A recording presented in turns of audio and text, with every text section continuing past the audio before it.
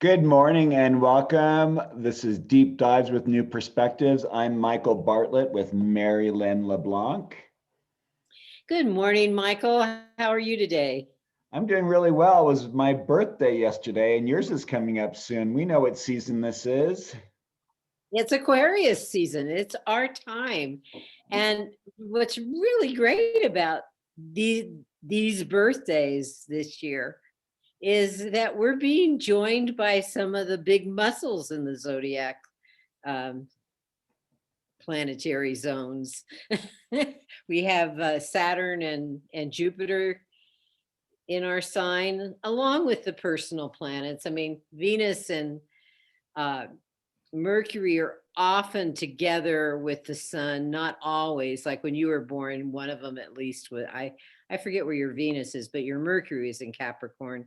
They're But together. but, but Mercury is never more than what 28 degrees from the sun, Right. and Venus is about 48 degrees from the sun. Might have a degree or two off there.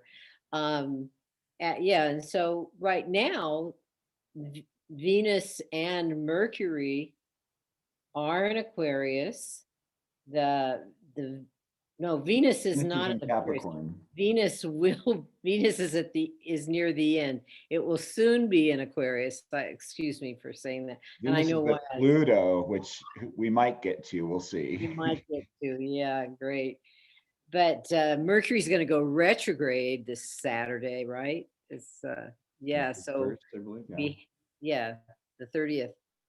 And so there's a lot of Aquarian energy being transmitted these days. How was your birthday from an Aquarian perspective?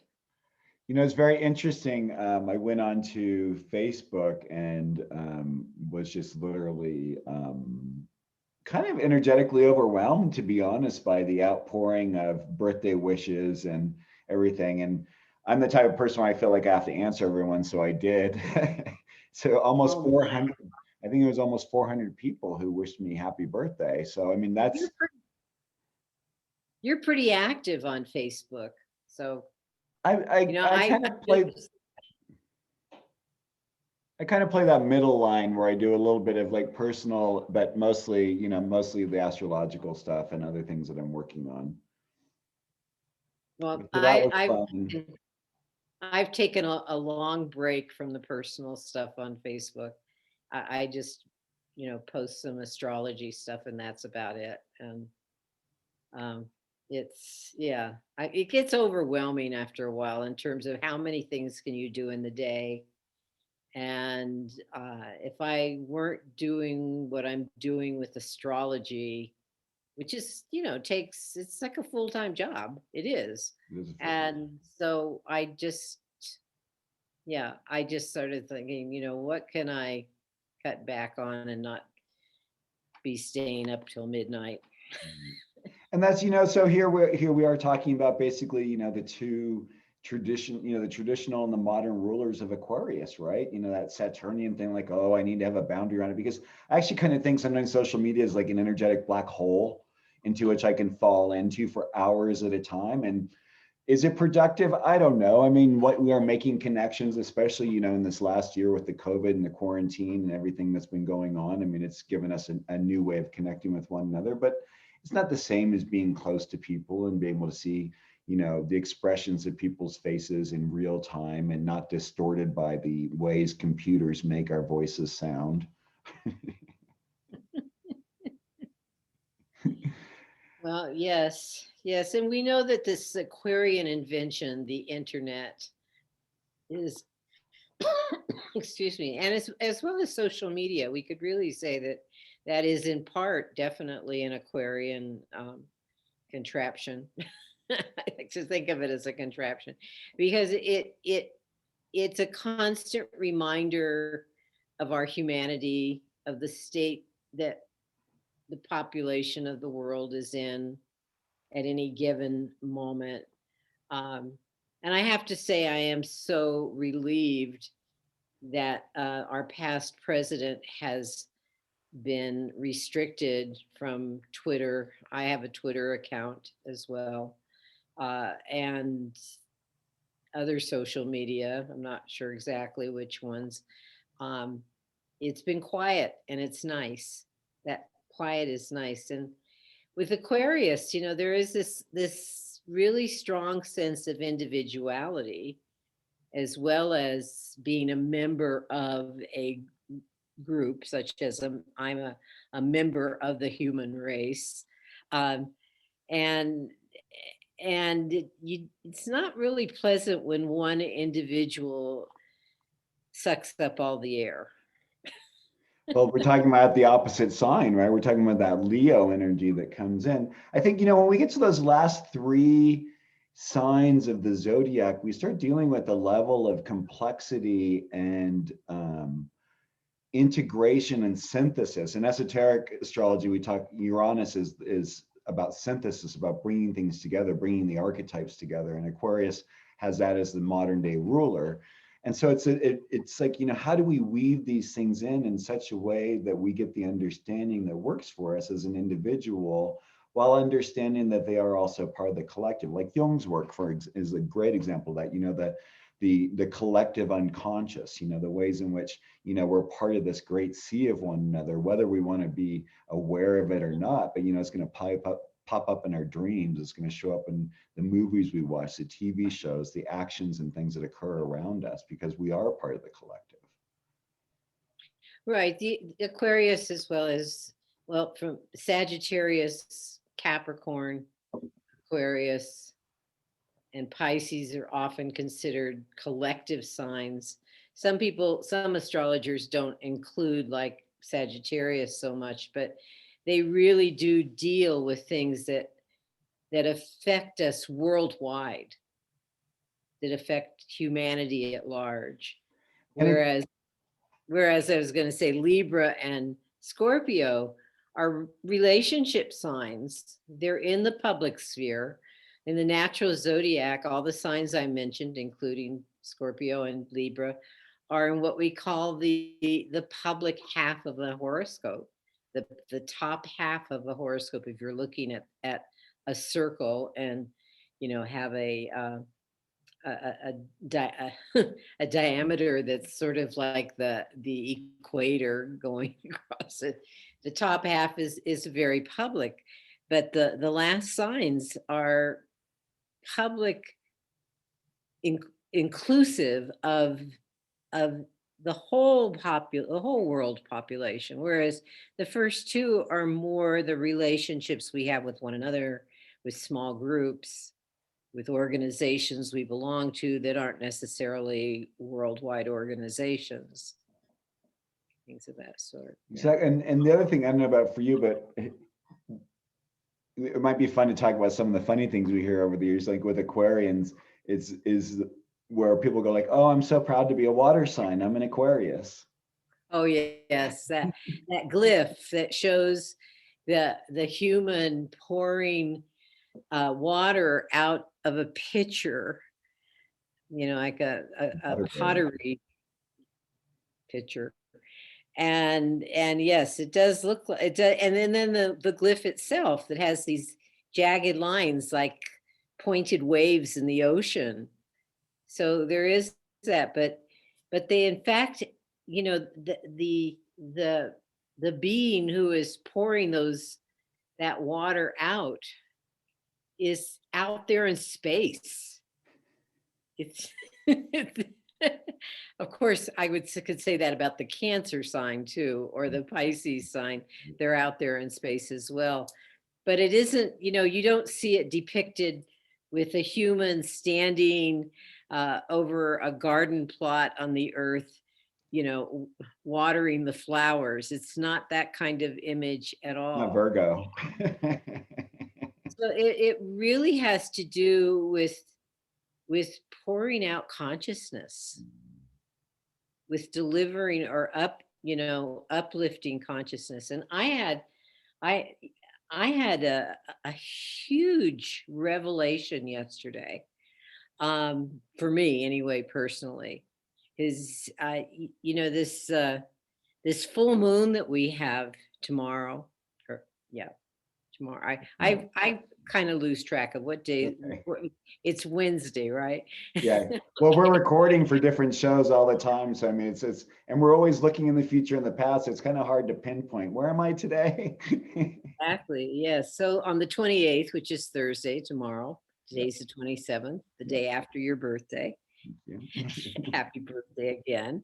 And anyway, the the sun will be exactly, and Jupiter will be exactly on my Venus tomorrow, with the moon opposite in the sign of Leo. And the degrees that they're at, the whole symbolism around that is catching a moment and then also being aware of when that moment is gone and what you've done with it. And I've realized that there are so many, I have a lot of those aha moments, and they come from my non-activity. And I don't mean I'm not walking or doing something, especially something repetitive, but my mind is free. I'm not concentrating on any given thing. And different things pop into my head. And I'm aware that I'm in that state, and I tell myself, you know what? You could be getting this and that, and I go through my to-do list. You could have had that done, and you could have had that done, and you could have had that done. But the moments are so precious. But what I also realized is that I'm not very good at, not only, I do write these things down when they come up, but I'm not very good at going back to that list and working on one of those things, which puts me into a stuck state, and so that whole thank you for bringing up the glyph, because the glyph is saying for Aquarius to actually nourish the collective with ideas. They have to come back at you. And I think what I do sometimes is I keep them stuck within me. And I won't go into that kind of state, but sometimes there's words for it, like depression and a few other things. Well, I mean, Laziness. it's interesting, because when I think about it, just, you know, that way in which you've been so wonderful in your Moonwise show, and in a way of being on the airwaves and not being seen and having a really huge reputation, and being really appreciated here in our community, and actually far beyond, for the work you do and the understandings you bring to people. But now stepping onto this visual platform, being seen, that Jupiter sun on Venus, the value of, I think Aquarius likes to be kind of, it values its privacy. It values being left alone. It kind of wants to be in the tower. But the truth is, it has to have some sort of a relationship with life. And I think that's the up and down part. It's like, if we had our way, things would just be set and never changing, and people would do everything we want them to do, and we would just get stagnant, right? But it's like, the ways life kind of rebounds back to us, we have to be in relationship to other people. And unlike Libra's understanding about being in balance, or Gemini's understanding about being in a certain harmony as well, Aquarius is seeking an understanding and acceptance of itself through the lens of the collective, and vice versa, that is both meaningful and has value for something later than ourselves. Because there's a very teaching quality about Aquarius. It sees, or it takes the organizational understanding of Capricorn and then raises it up a whole other level, so that to say, like, okay, these are the things that are of value. Saturn, here are these things that we've learned over time. And Uranus is, hey, but wait, we're now dealing with things like climate change. We haven't had to deal with that in the past. We have new issues we have to deal with. How do we deal with what is showing up now, based on what our learning is? And does the past learning really give us the value we need to meet the current situation? Very well put. Yes. There are, and actually it's interesting you mentioned the teaching energy, where my mind went immediately was how every sign in the zodiac is represented in each sign of the zodiac. And and yet I'm also and I'm also reminded of some of the symbols in the sign of Aquarius. Yeah, like there's one that says a man teaches anew, you know, I forget which degree it was, but there's that one as something that um, connotes the whole teaching thing, and the whole well, there's like 3 decans, and each of them is related. Since Aquarius is an air sign, each of the decans in Aquarius is related to the air signs. The first one is Aquarius, very Aquarius, which is where your sun is located. The second one is Gemini, where my sun is located. And I've been a teacher I'm teaching through what I do at Moonwise, and that has been my mission all the time. My mission in doing Moonwise has been to help the world become more literate about astrology. That astrologers are not fortune tellers. That's a whole other occupation for some people. We're not that. There are astrologers who are highly, and everybody is intuitive to a certain degree, and some astrologers are extremely intuitive. And often when they pinpoint something so exact in somebody's horoscope, it's often because of what's flashing in their minds at the time, as versus the astrology of it, because the astrology, every single position in a horoscope in the zodiac has gazillion interpretations. I taught a group of teenagers astrology when I first came to Santa Fe, and one of them one day approached me and said, I just hate this idea that we're this, that there aren't, other possibilities. And I said to her, I said, I don't think you've been listening, because I have repeated several times. Because I actually, one of the things I told them initially, I said, I will expect you to go to a local bookstore or the library, because the libraries in Santa Fe have quite a few astrology books in them, and read about yourself. You're going to know about yourself. Read what different, and you will find that the interpretations are different. And the more you know of astrology, you're going to be able to see what your preferences are from your soul level on how you express yourself. Not all Aquarians are, for God's sake, I mean, I love you, Michael, but we're not alike. Well, and out of any of the signs, I mean, I think you can really say, I mean, each of astrology teaches us that inherently, but it's also very Aquarian, is that we are each our inherent archetype. I mean, I think, as just a metaphor, look what's behind each of us. Both of them are both paintings. The same colors, the same things are available on the planet. And look at the range of what artists do, from absolute realism to an amazing level of abstraction that who knows what it is that they're even creating. Yeah, I like these memes that are very popular these days. And I mean, one of them now, Bernie Sanders, I believe, is an Aries, or at least he has something very strong in Aries. But he was at the inauguration with his Vermont made mittens, and all bundled up.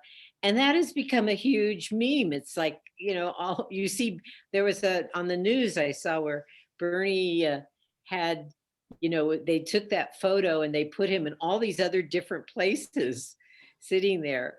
And so I'm wondering, what are some memes? Do you have any idea? What are some memes for Aquarius?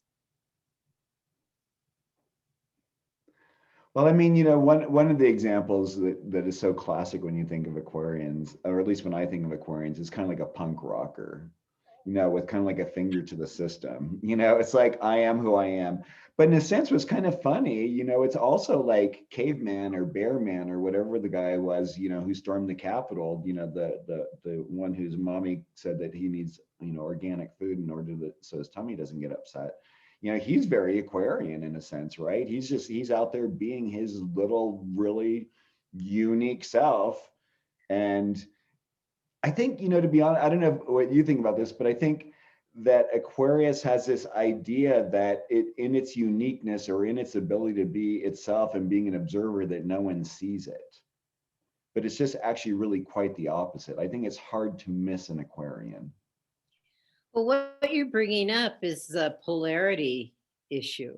And, it's tomorrow's full moon. And actually, it was thinking about the full moon that we have tomorrow that I had this insight, this personal insight, because they're just polar opposites. They're like the flip side of a coin, and Leo to Aquarius.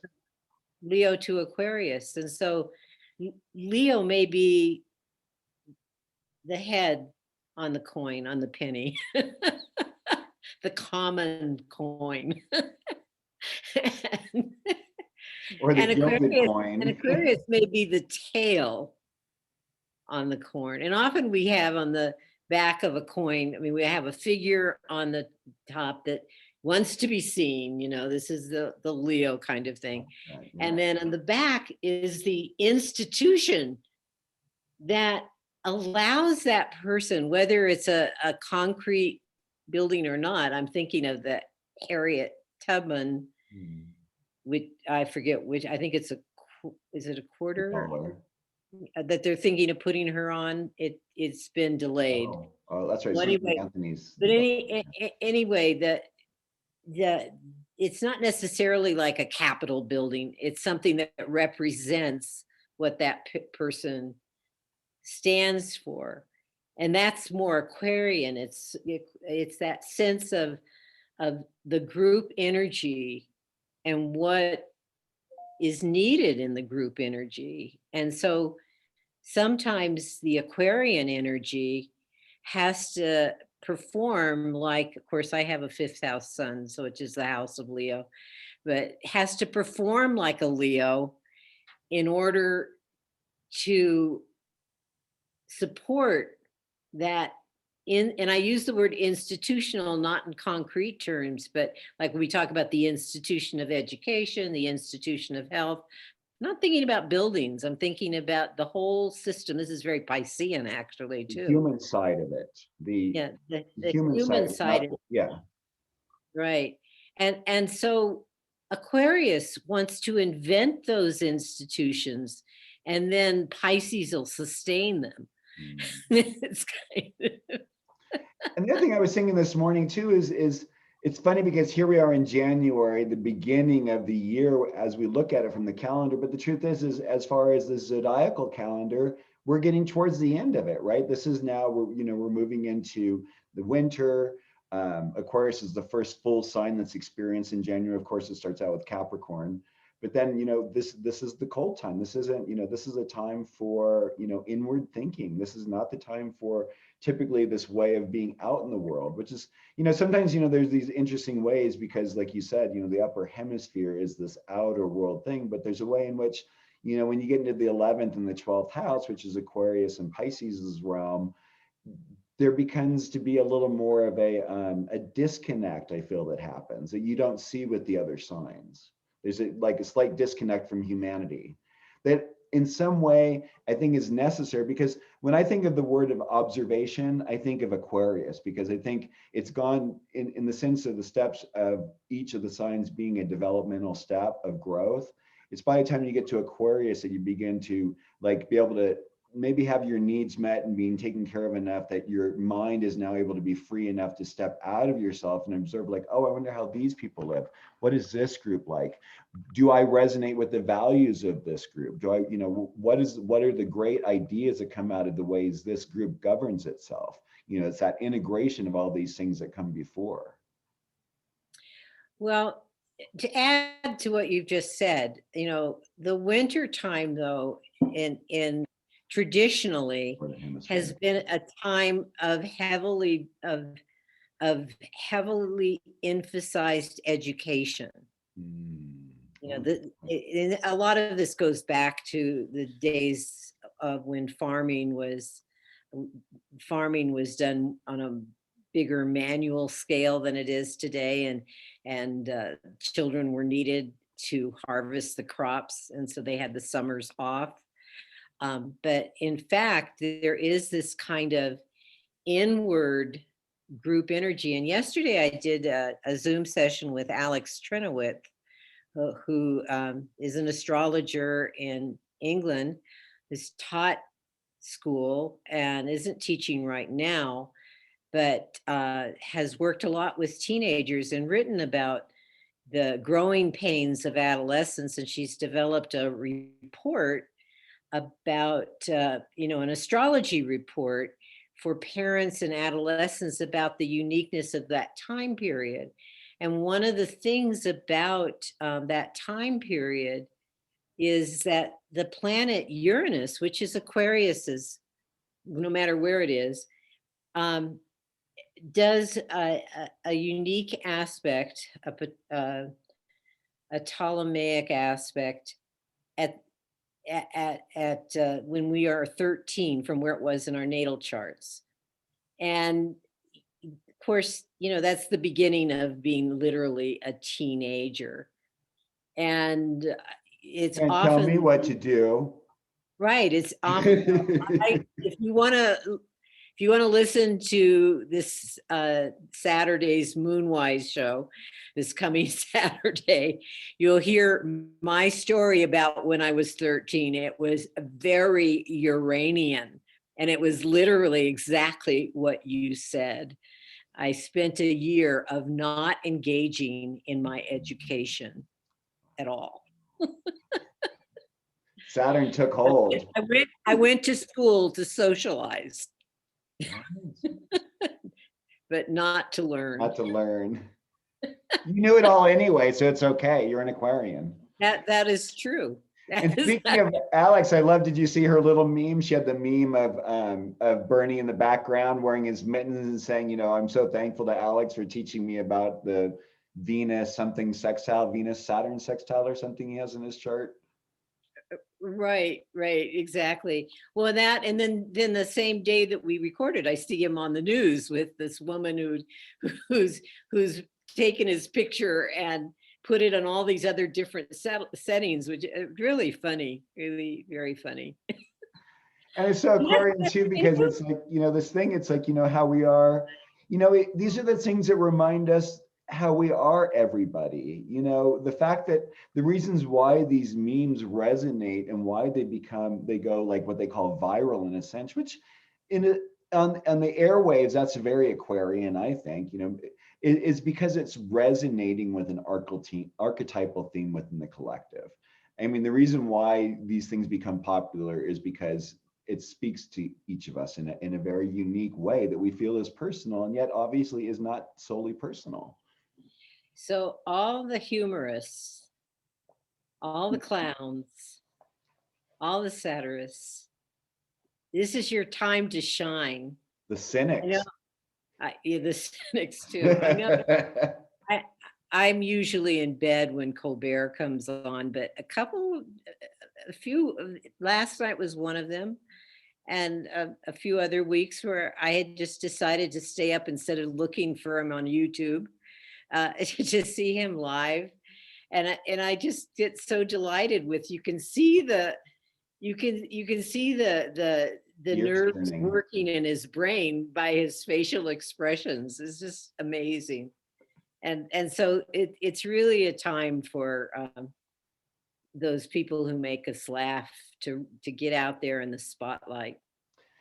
Well, a cynic is a good example of an Aquarian too, because what a cynic is a frustrated idealist. And Aquarians run that gamut. We have an ideal in our heads about I think pretty much everything. I don't know about you. Maybe it's my planets in Virgo that help with it, but I mean, I'm willing to share my opinions with everyone as well. But I think that has to do with that I have a really wide trine to my Mars up at the top of my chart, and for some reason, I feel like I have the right to voice my opinions, whether people want to hear it or not. But expressing, I think is really important. And I think if there's anything that I've been doing a lot with my clients lately, and what I'm seeing in people's charts is promoting them to get their ideas out. For those of you who are listening, those of you who are watching, those of you who have friends who are interested in having ideas that have to do with social media and launching their website or launching, Merrylin, you just did yours. I've launched a new website this year as well called Facilitating the Change. Yours is called Moonwiseastrology.com. Perfect. And I think, getting that out there, and, Stormy Grace is uh, doing this free astrology schooling where she's doing a Kickstarter program for getting people to donate so that the teachers are all paid, and however many thousands of people can learn astrology. I'm excited to be a part of that because I think it's what people are going to need to do. More people who are informed about astrology, more people who have a roadmap to not only understand what's going on for themselves at any given moment in life, but what's going on in the world in general in relationship to that. Astrology gives that tool. And again, that's very Aquarian. So starting to incorporate that, not having witch hunts over astrologers. I mean, 100 years ago, it was pretty illegal almost around the world, and there weren't too many people who were astrologers compared to how there are now. I mean, now you can't throw a rock into the internet without hitting an astrologer. Well, but there are places, I mean, I don't know if this is still true, but uh, in the Bay Area, there was a community in the East Bay that you could be arrested if you were doing psychic work, and astrology was under that umbrella. And that is one reason why many of us astrologers, as well as people doing other, tarot readers, etc., often get credentials as a minister in some group. And, because you have the First Amendment then protecting you and what you're doing. But unless things have changed, I mean, I'm not aware of, the local politics in the Bay Area as I used to be when I was living there. Um, it, there are communities where without First Amendment protection, you're at risk doing astrology. And it kind of goes back to what you said in the beginning. I mean, a lot of those laws were really set up, unfortunately, because there were a lot of individuals who were out there giving predictive work to individuals and giving what was traditionally known as fortune telling. I mean, let's be honest, Or and selling giving snake people oil. sorry? Or selling snake oil. Basically, yeah. I mean, it's selling something that isn't really necessarily what it is. And when we look back, I mean, there's some really great shows on right now. I don't know if you watch. Amazon has a show called Superhuman, and I think there's this going to be this understanding, this starting to be this understanding and realization, that we all have psychic abilities, that we're all sensitive. That how do we tune these things on? How do we turn them on, tune into them, and allow ourselves to be in better relationship with one another and the planet? I mean, it's right human relationship on the highest level. And stewardship. I mean, I think that water, that transcendental water, holding the water for what Pisces is being able to be born, is really crucial, because it's like we're the gateway. And with all this focus on Aquarius at the beginning of the year, it's helping us to understand that we are one, we are collective humanity. Oh, right.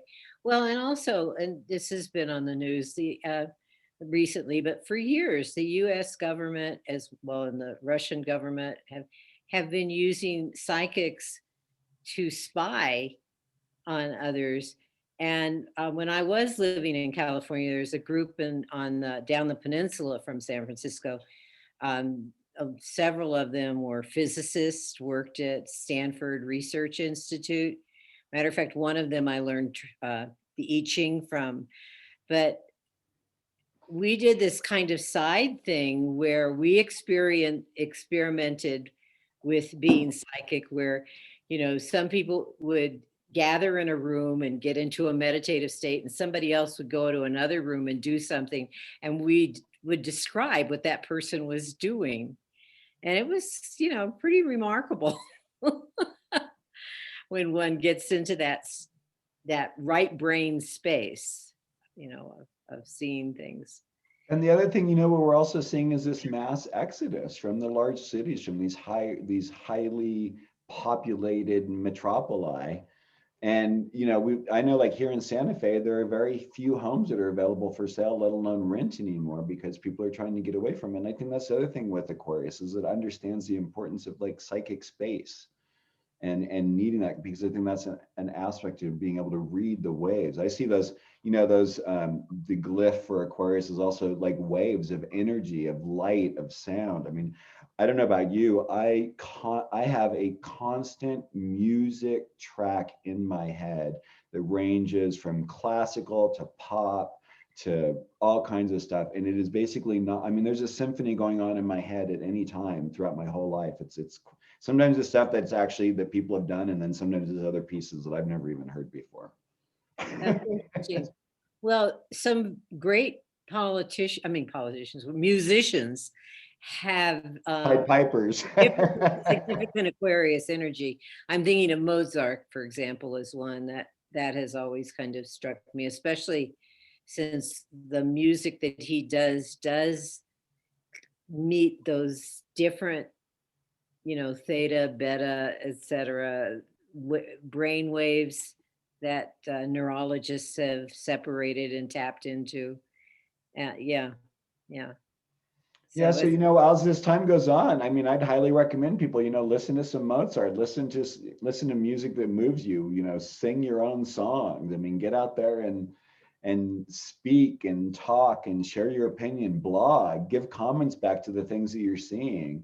If you're liking our station here, hit subscribe, hit like, please share with your friends, please comment, please ask us questions. We're here to delve into all the deep possibilities of the world. Anything else you want to add today, Merrylin? I think that's enough. Tune in to Moonwise this coming Saturday at ksfr.org. Streams on the web there, and you can always listen to podcasts. Also, they're available on ksfr.org under the program tab. You'll find podcasts. And of course, check out Astrology, Moonwise Astrology, moonwiseastrology.com, all one word, where you can find my contact information, my phone number, my email. It's all listed there. I'm sure you have the same thing, Michael. Perfect. Yeah, mine's cormichael.com or facilitatingthechange.com. Thanks for tuning in. Have a great day, a great week. Good luck with everyone tomorrow with all the energies. We also have Pluto, Venus. So, there's it'd be interesting to see what treasures get revealed. Treasures being revealed. And I was thinking more of destructive relationships or maybe evolutionary relationships. That'd be even better, especially if they're really moving us in a good direction, which hopefully is what some of our leaders are doing. So bye, Michael. Bye. Bye, everybody.